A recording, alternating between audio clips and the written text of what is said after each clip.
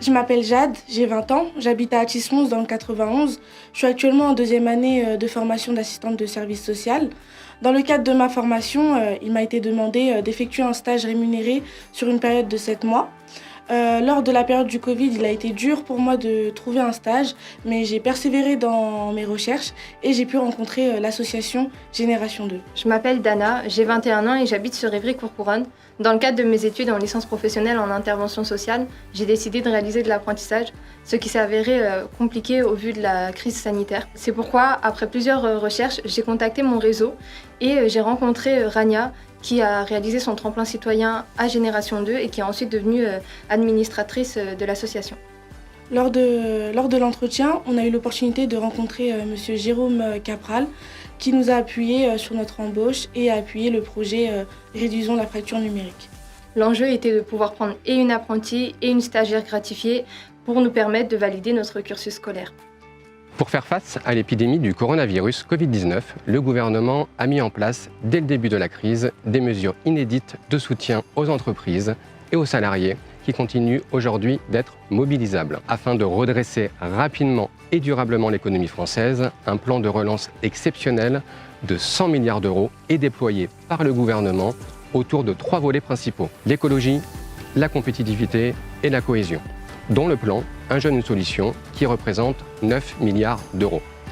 Ce plan facilite l'entrée dans la vie professionnelle des jeunes sur tout le territoire. Pour orienter, avec 200 000 formations supplémentaires dédiées aux jeunes, notamment vers les métiers d'avenir. Pour accompagner les jeunes éloignés de l'emploi en proposant 1 million de parcours d'insertion comme la garantie jeune. Pour cela, plusieurs leviers sont également mobilisés: l'aide à l'embauche et à l'apprentissage, les formations, l'accompagnement sur mesure ou encore l'aide financière aux jeunes en difficulté. Pour en savoir plus, vous pouvez vous rendre sur le site du gouvernement unjeune-une-solution.gouv.fr. Par la suite, on a pu rencontrer Madame Cissé, directrice de l'association Génération 2, où on a pu mettre en avant nos compétences et nos connaissances dans le domaine du social lors de notre entretien.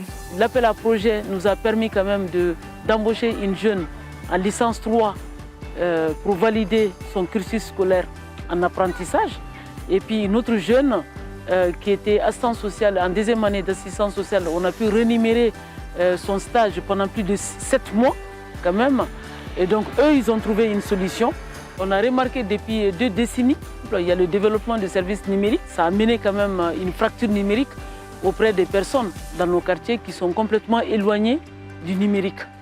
Soit ils n'ont pas les outils informatiques, soit le blocage de la langue. Nous avons pu acheter 25 tablettes et 20 tablettes on a mis à la disposition des habitants, des 20 familles par exemple, qui ont suivi des ateliers pour se familiariser avec ces outils numériques, pour les aider à acquérir beaucoup plus d'autonomie. C'est un entretien durant lequel j'ai également pu mettre en avant le dispositif Un jeune, une solution et précisément l'aide à l'embauche d'un ou d'une apprentie de 8 000 € qui a été proposée par le gouvernement. Génération 2 agit déjà contre la fracture numérique depuis 2005 avec la mise en place d'ateliers informatiques.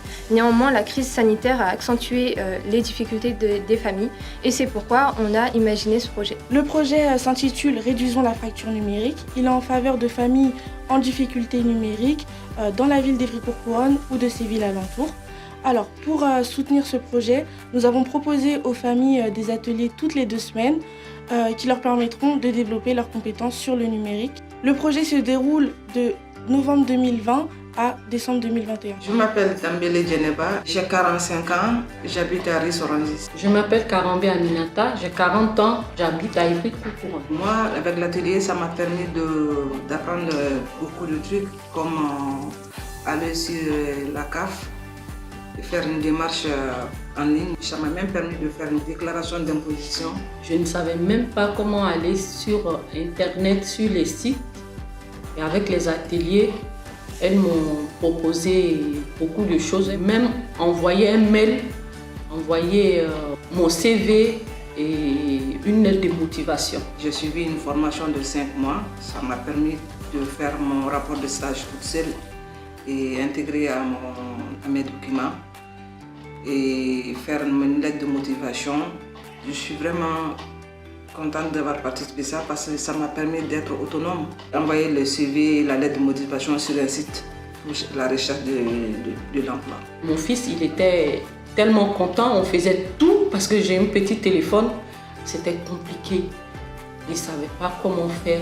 Et là, avec la tablette, j'ai appris énormément de choses. Les objectifs étaient de permettre à ces familles et d'avoir le matériel nécessaire et d'acquérir des compétences qu'ils puissent prendre en autonomie et donc réaliser leurs démarches seuls et qu'à terme, ils puissent eux-mêmes financer leur propre tablette. Et pour cela, on a pu travailler sur l'utilisation de la tablette, l'envoi et la réception d'emails et les démarches administratives pour l'accès aux droits. On s'est rencontrés et on a coordonné un projet ensemble.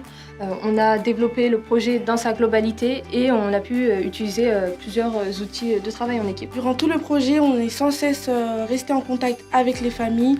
On a développé nos compétences au fur et à mesure pour nous adapter au mieux aux besoins des familles. Cet engagement a été riche en apprentissage et en expérience pour nous, que ce soit pour moi en tant qu'assistante de service social ou moi en tant qu'apprenti chargé de projet. Un jeune, une solution a été notre solution.